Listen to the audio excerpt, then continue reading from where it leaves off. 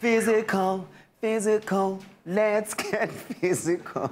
Sorry about that. But listen to this. Physical enrichment and mental enrichment are a great way to keep your fair friends' minds active, especially during mealtime. Have a look at this. Let's get physical. Shining the spotlight on our pets this morning. Now, many studies have found that enriching an animal's environment improves their psychological and also physical well-being.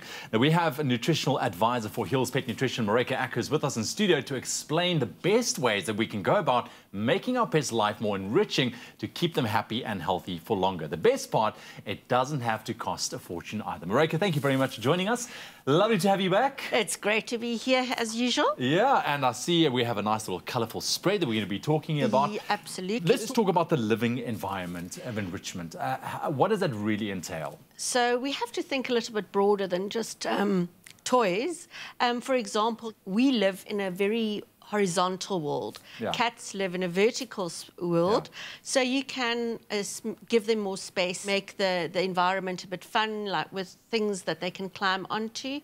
And obviously it's important to provide them things that will stimulate their natural behaviour would they have been wild, so to speak. So for cats and dogs, that hunting behaviour, chasing, those kind of things is important to stimulate. Now, why would you say doing that, enriching your pet's environment at home is very important? And I'm not talking only for the pets, but for you as the owner as well. Enriching the environment from a young age creates emotionally stable pets. So generally easier to adapt to new environments.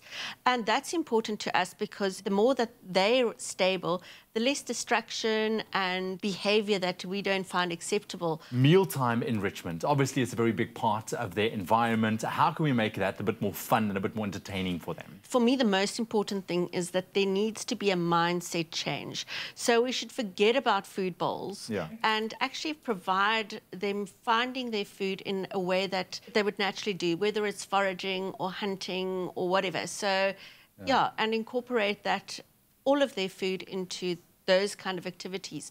Run us through what we have here. So you've got some interesting little gadgets and things. Yes, that's the best part. The one is the cat, is for cats, but you can use it for smaller dogs and puppies as well. And they'll tend to paw and try and get the food out of there. This one you can use for cats as well, but also for dogs. And they would be moving the slider to get to the food.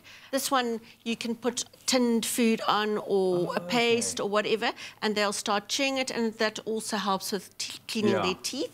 And flat, leaky surfaces, you can put either wet or dry. For small dogs like Italian Greyhounds, it's very nice to be able to eat off this. That'll keep them busy. It slows them down. This, for example, is also cute because they have to open it to get to their food. And then you get your more traditional toys and other equipment where they can roll or they try and get it out of. I love that. I think it's awesome. And Marycke, thank you very much for just coming to talk about, how important it is to enrich our pets' lives. I think it's something that we take for granted as if we get pets, we enjoy them, but we have to think a little bit further and a little bit out of the box as well. Absolutely out of the box. Out of the box. Well, there you have it. Simple, quick, and rather effective ways providing enrichment. It really is a low-maintenance way to keep your pet in tip-top shape while strengthening your bond with your fur friend at the same time as well. So go out there and look after your pets.